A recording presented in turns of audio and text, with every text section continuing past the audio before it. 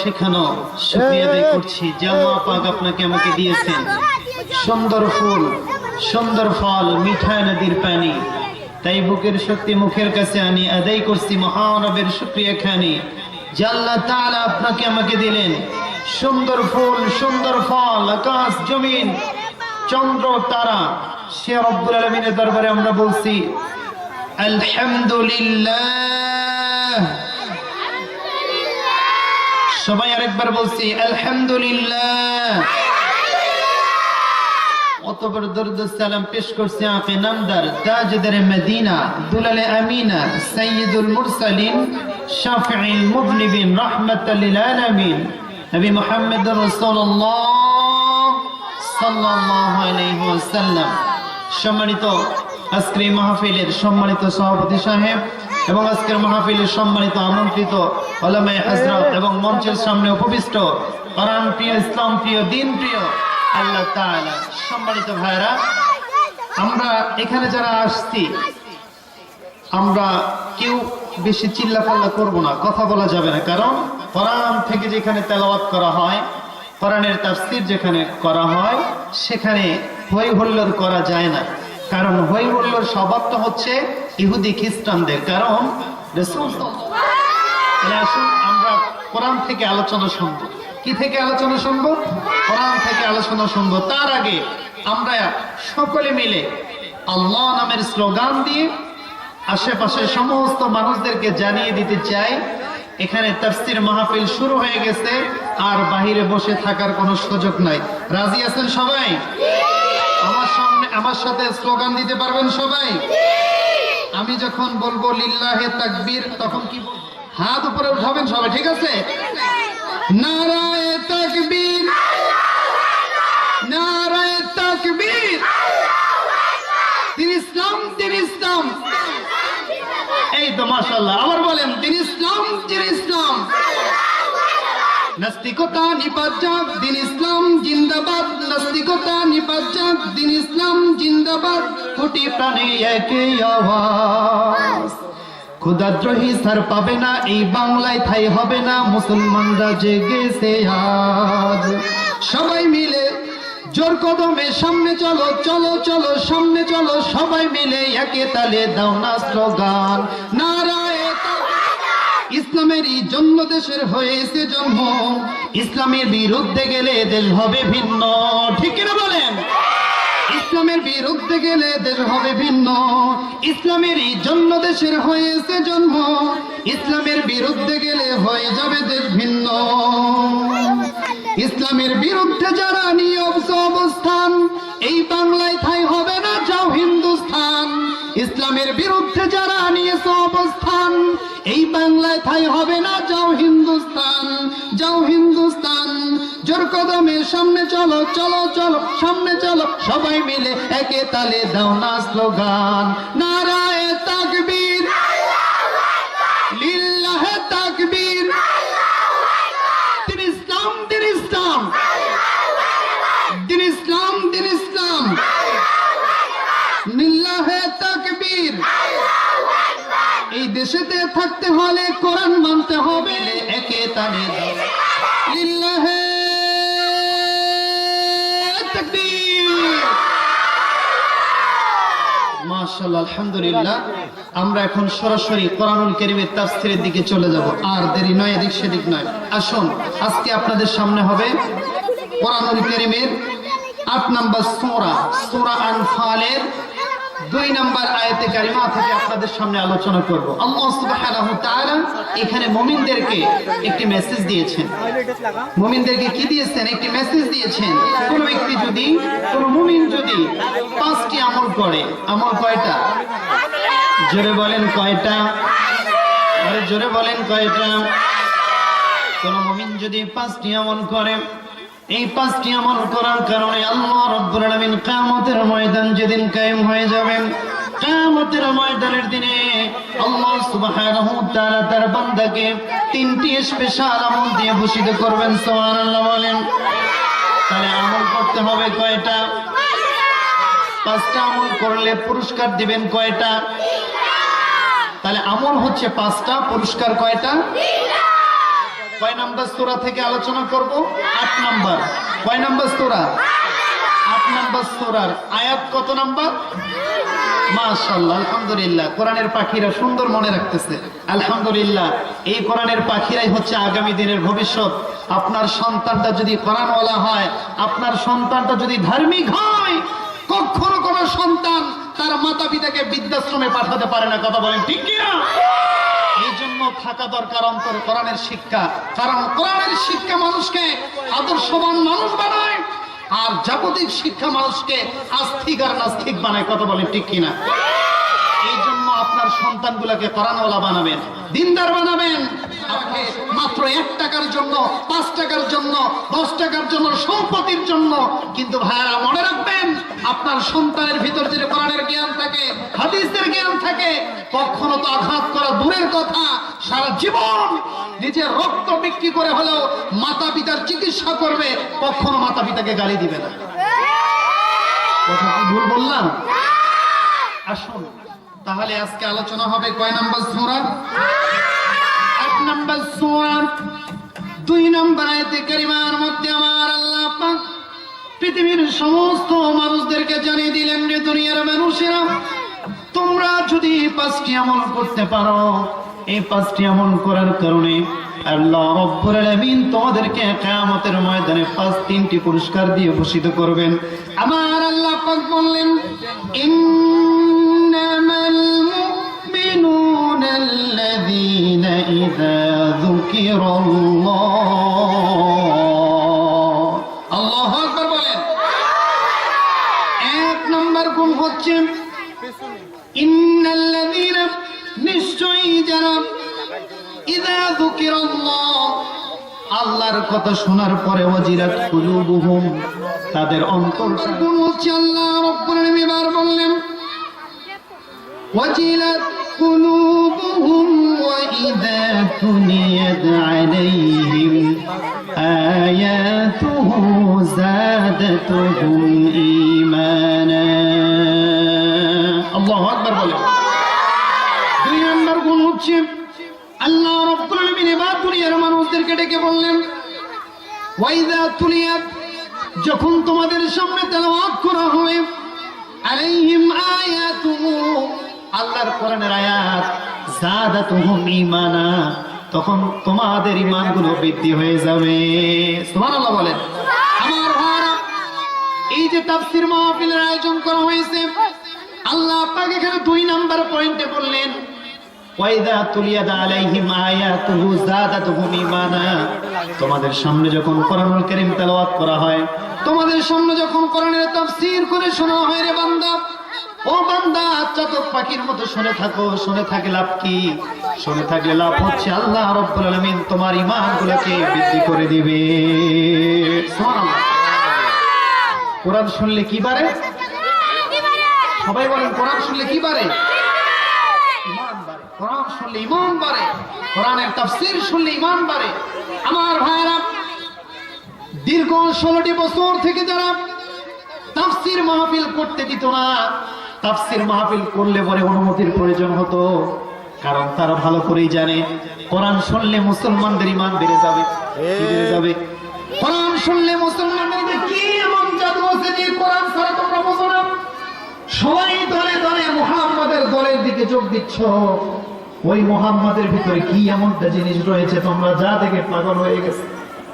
এবার সাথে সাথে ফাতেমা বললেন, ভাই রে, ওই কোরআনুল কারীমের মধ্যে এমন কিছু আছে যেটা তুমি পড়লে তুমিও পাগল হয়ে যাবা। আল্লাহু আকবার। ওমর বললেন, বললে তাহলে তুমি কোরআনটা একটু বের করে আমার হাতে দাও তো দেখি, আমি একটু নিজ চোখে তেলাওয়াত করে দেখে দেখে তেলাওয়াত করি। আমার ভাইয়ের সাথে সাথে এবার বোন বললেন, ভাই রে না, কোরআনুল কারীমের আয়াত তোমার সামনে এইভাবে দেওয়া যাবে না, কারণ কোরআন হচ্ছে পবিত্র জিনিস। কোরআনটা কি জিনিস বলুন তো দেখি সবাই? কোরআনটা হচ্ছে পবিত্র জিনিস, এইটা তুমি এমনি এমনি ছুঁইতে পারবা না। অবশ্যই এটাকে তোমাকে কি করতে হবে? তোমাকে ওযু করে পবিত্র অবস্থায় এটাকে ধরতে হবে। সুবহানাল্লাহ বলে। এবার কি করলো? সাথে সাথে হযরত ওমর গোসল করলেন, পবিত্রতা অর্জন করলেন।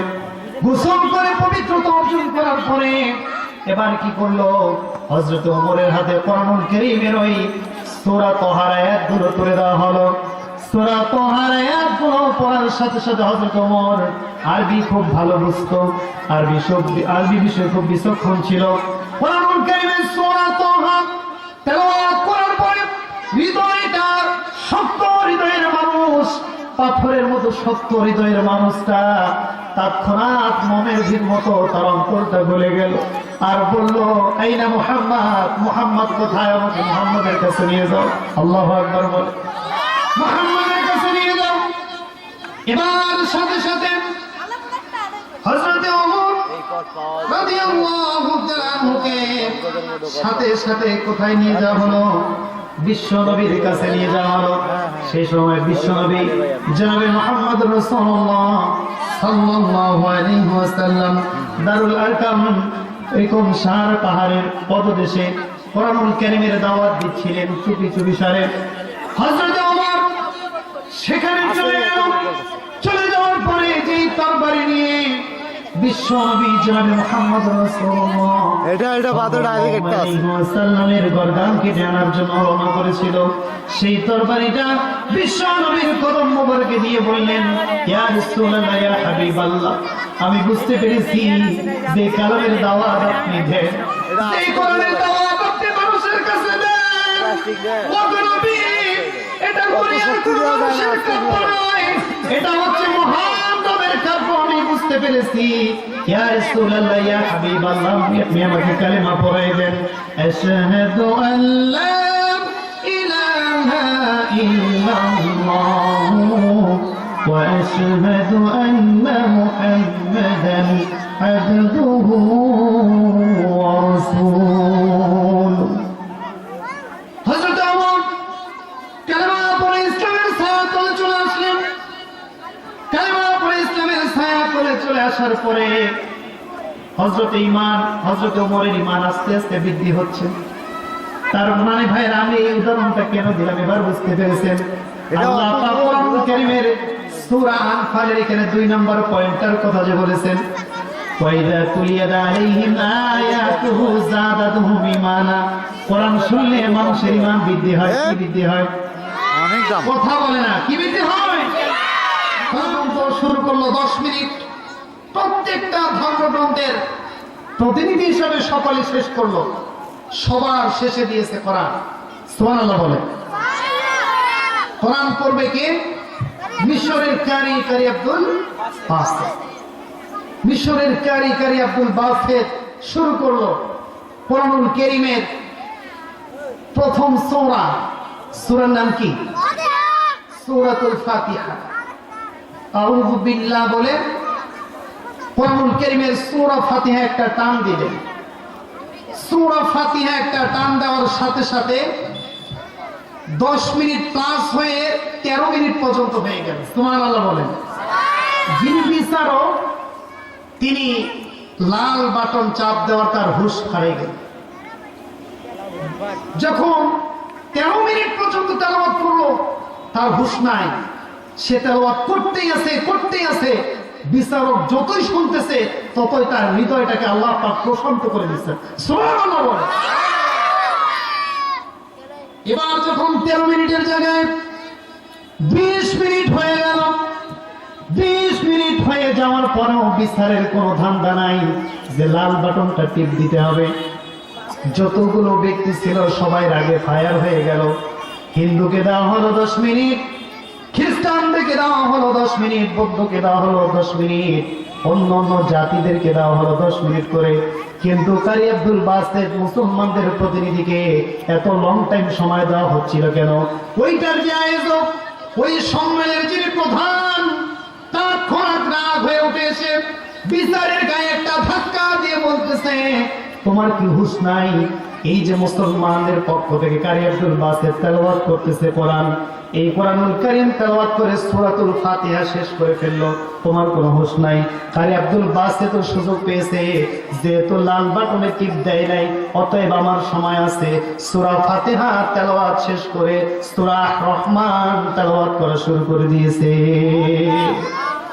সূরা রহমান আর রহমান তেলাওয়াত একবারে শেষ করে দিয়েছে যখন, এবার ধাক্কাচ্ছে বিচারককে।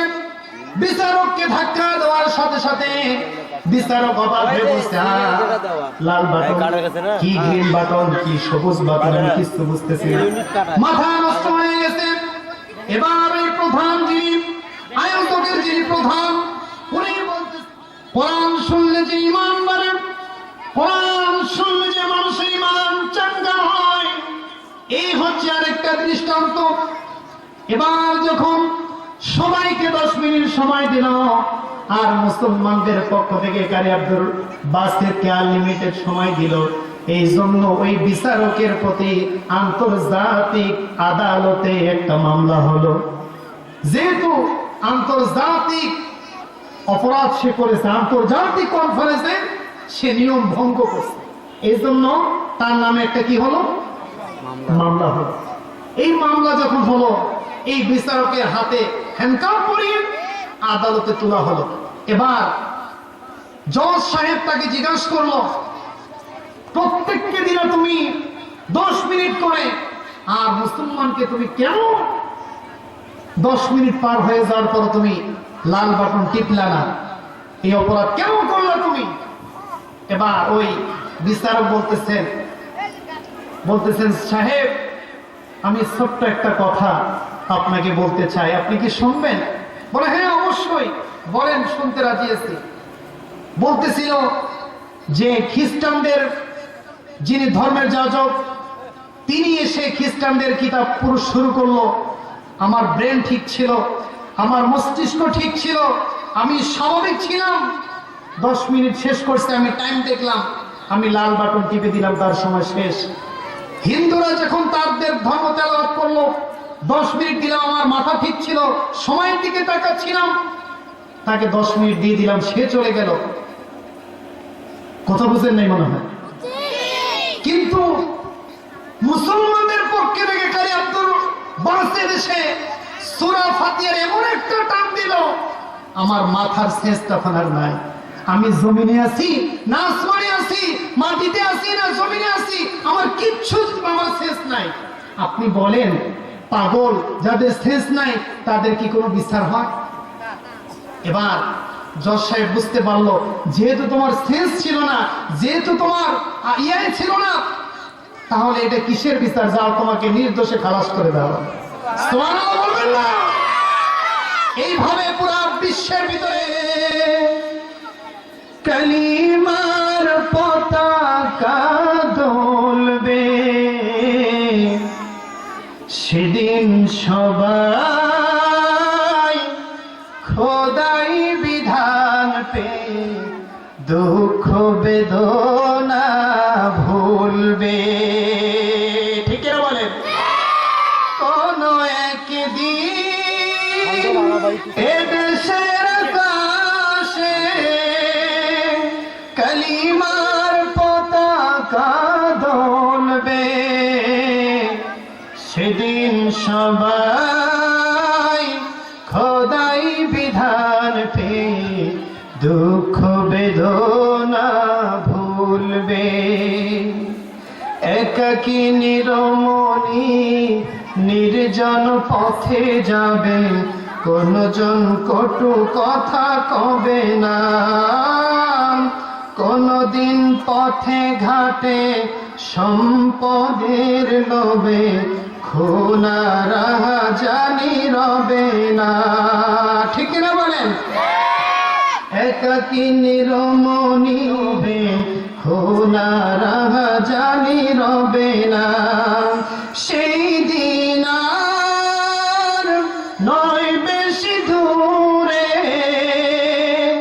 আর কিছু পথ গেলে মিলবে, সেদিন সবাই খোদার বিধান পে দুঃখ বেদনা ভুলবে সেদিন আর রবে না হাহাকার অন্যায় জুলুম অবিচার ঠিক কিনা বলেন আমার কথা বলেন ঠিক কিনা হ্যাঁ বাংলার জমিনে ষষ্ঠ বিচার পায় নাই ইনশাআল্লাহ কিয়ামতের ময়দানে আল্লাহ তাদের ষষ্ঠ বিচার করে জান্নাতুল ফেরদাউসের মেহমান বানিয়ে দিবেন সেদিন আর রবে না হাহাকার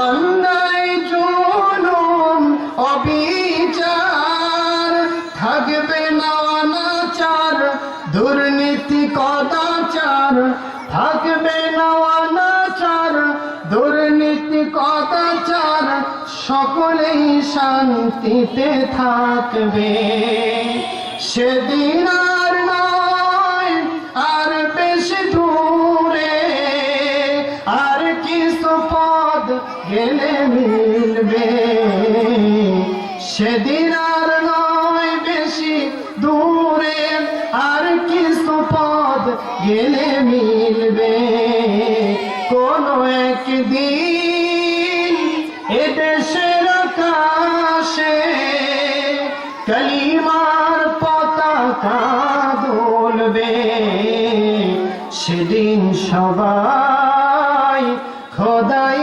বিধান পে অশান্তির কপানলে মরিস না ধুকে ধুকে আয় তোরা দিকে দিকে ছোটে আয় যতদিন দূরে যাবে ততদিন পিছু রবে শান্তি আসিতে এই দুনিয়ায় খোদার আইন ছাড়া অন্য কিছুতে আর মানুষের শান্তি না মিলবে সেদিন সবাই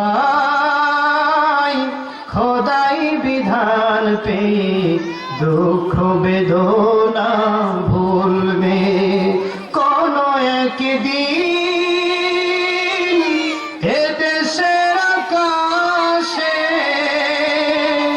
কালিমার পতাকা দুলবে সেদিন সবাই খোদাই বিধান পে দুঃখ বেদনা ভুলবে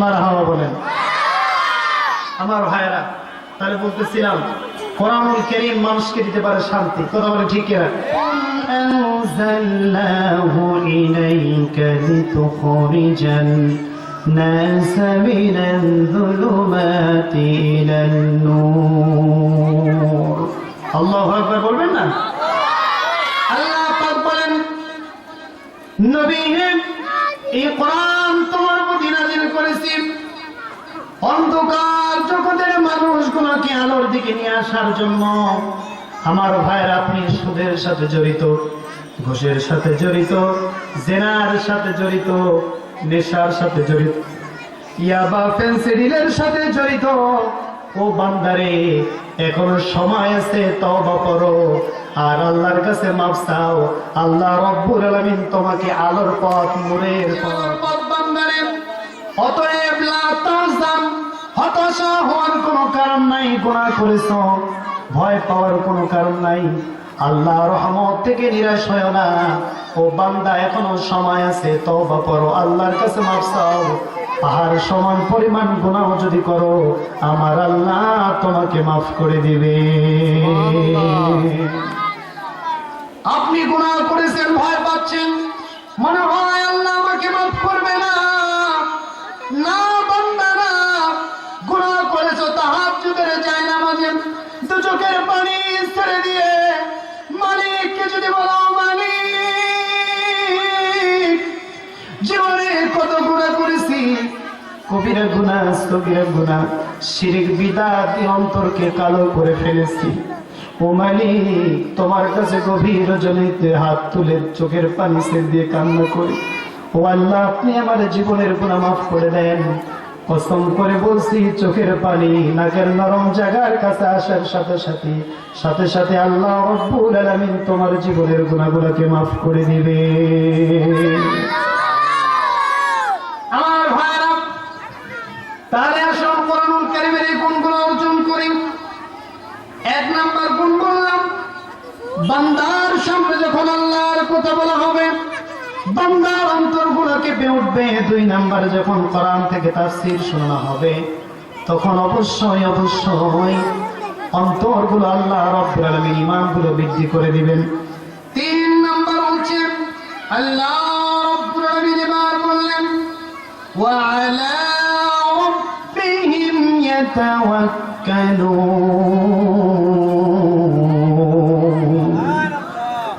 মুমিনরা শুধুমাত্র কেবলমাত্র একজনের প্রতি ভরসা করবে, তিনি কে? আমরা কার উপর ভরসা করি? জোরে বলেন, কার উপর ভরসা করি? আমরা অনেকে আছি আল্লাহর উপর ভরসা না করে বাবার কাছে আর পীরের কাছে ভরসা করি। আছে না নাই? পীরের উপরে পীরের কাছে গিয়ে বলে, একটা বাবা একটা বেটা দে রে বাবা, একটা বেটা দে। পীরের কাছে গিয়ে চলে গেলেন, আপনার যুবক সন্তানটা ঘুমিয়ে আছে, নামাজের জন্য ডাকলেন না। আপনার স্ত্রী ঘুমিয়ে আছে, ডাকলেন না। আপনার কন্যা সন্তান ঘুমিয়ে আছে, আপনি ডাকলেন না। আপনি মুমিন হতে পারবেন না, কারণ আল্লাহ রাব্বুল আলামিন নামাজ প্রতিষ্ঠিতর কথা বলেছে। আল্লাহ পাক বলেন, ইয়া আইয়ুহাল্লাযীনা আমানু কু আনফুসাকুম ওয়া আহলিকুম নারা। ওহে যারা তোমরা ঈমানদার, ওহে তোমরা যারা নামাজ প্রতিষ্ঠিত করতে চাও, ইয়া আইয়ুহাল্লাযীনা আমানু কু আনফুসাকুম ওয়া আহলিকুম নারা। নিজে নামাজ পড়ে জাহান্নামের আগুন থেকে বাঁচো, তোমার আহলে পরিবারকেও নামাজ পড়াইয়া জাহান্নাম থেকে বাঁচো। আল্লাহু আকবার। কথা কি বুঝতে পারতেছেন? কথা কি আমার বুঝতে যায়? মাশাআল্লাহ। আচ্ছা, এই মাইকটার নাম কি? এটা হ্যাঁ, সুর সংকেত। মাশাআল্লাহ, খুবই সুন্দর মাইক। আলোচনা করে মানে ঘোরার কোনো সমস্যা নেই। আল্লাহ পাক আপনার ব্যবসার মধ্যে আল্লাহ পাক বারাকা দান করুন, বলেন আমিন। আমিন। জোরে বলেন আমিন। আমিন। আমার ভাইরা, তাহলে আল্লাহ রাব্বুল আলামিন এখানে 4 নাম্বার যে আমলের কথা বললেন কি? আল্লাযীনা ইউকিমুনাস সালাতা। অবশ্যই তোমাকে সালাত প্রতিষ্ঠিত করতে হবে। তোমার ছোট্ট সোনামণি, তাকে কি করতেছো? ব্রেনের সমস্যা হবে বিদায় সকালে ডাকতেছো না। এটার নাম আদর, এটার নাম ভালোবাসা নয়। তোমার বাচ্চা যখন একটু বড় হয়েছে তখন থেকে নামাজ পড়ার প্র্যাকটিস করাও, এটার নাম ভালোবাসা। কথা কয় না, এটার নাম ভালোবাসা। তোমার সন্তানকে তুমি ডাক্তার বানানোর স্বপ্ন দেখছো, কোনো সমস্যা নাই। ইঞ্জিনিয়ার বানানোর স্বপ্ন দেখো, কোনো সমস্যা নাই। কিন্তু তোমার বাচ্চাটাকে কোরআন শিক্ষা দাও, নামাজ শিক্ষা দাও। তার সাথে সাথে যদি ডাক্তার করে, ইহকালও তোমার সন্তানের জন্য ভালো, পরকালও তোমার সন্তানের জন্য সফলতা। ঠিক কিনা বলেন? আমার ভাই, এই মাদ্রাসার সামনে বিশাল বড় একটা বিল্ডিং হবে। কি হবে? বিল্ডিং হবে। এখানে একটা দিনই মার্কাজ হবে ইনশাআল্লাহ। আর এই মার্কাজে অসংখ্য ছাত্রছাত্রীরা এখন পড়ে, সামনে আরো ব্যাপকভাবে হবে। তাহলে এখানে আল্লাহ পাক ইউনফিকুন, আল্লাহ তোমাকে যতটুকু রিজিক দিয়েছে এই রিজিক থেকে আল্লাহ তাকে ব্যয় করো। ইনশাআল্লাহ পারবেন তো? ইনশাআল্লাহ আল্লাহ কবুল করুক। তাহলে কয়টা আমলের কথা বললাম? এক নাম্বার কি? এক নাম্বার কি? এক নাম্বার হচ্ছে এই যে আপনাদের আলোচনার টপিক মুখস্থ করেন নাই, বান্দার সামনে যখন আল্লাহর কথা বলা হবে অন্তরটা কেঁপে উঠবে। 2 নাম্বার, কোরআন থেকে তাফসীর করলেন, কোরআন শুনলে ঈমান বৃদ্ধি হবে। 3 নাম্বার, শুধুমাত্র কেবলমাত্র মুসলমানরা আল্লাহর উপর ভরসা করবে। 4 নাম্বার, সালাত প্রতিষ্ঠা করবে। 5 নাম্বার, রিজিক থেকে ব্যয় করবে। সুবহানাল্লাহ বলেন। এই আমি তার সম্মানকে উঁচু করে দিব। কিয়ামতের ময়দান যেদিন হবে, আমি আল্লাহ রাব্বুল আলামিন আমার পাশে একটা কুরসি দিয়ে, আমার পাশে একটা চেয়ার দিয়ে, ওই 5টি গুণ যারা আমল করবে, 5টি গুণ যারা অর্জন করবে, আমার চেয়ারের পাশে ওই বান্দার একটা চেয়ারের ব্যবস্থা করে দিব। এটা 1 নম্বর পুরস্কার। 2 নম্বর পুরস্কার হচ্ছে ইনদা রাব্বিহিম ওয়া মাগফিরা। বান্দার জীবনের জানা অজানা ভুল ত্রুটি সব গুনাহ মাফ করে দিব। ওয়া মাগফিরা, আমি বান্দাকে মাফ করে দেব। 1 নাম্বার পুরস্কার তার সম্মানকে বৃদ্ধি করে দেব। 2 নাম্বার পুরস্কার হচ্ছে আল্লাহ রাব্বুল আলামিন এবার বললেন 3 নাম্বারটা যদি কারো প্রয়োজন হয় তাফসীর মাহফিল করার জন্য আমার নাম্বারটা উঠায় নেন, আপনারা ফোনটা বের করেন 01729346151। আবার ইউটিউবে যদি আমার নামে সার্চ দেন মাওলানা ইয়াকুব আলী আশিকি, আমার আলোচনা ইউটিউবে অনেক আলোচনা আপনারা পেয়ে যাবেন। আমি আবার নাম্বারটা বলছি 01729346151 01729346151। সকলে ভালো থাকবেন। আসসালামু আলাইকুম ওয়া রাহমাতুল্লাহি ওয়া বারাকাতুহু।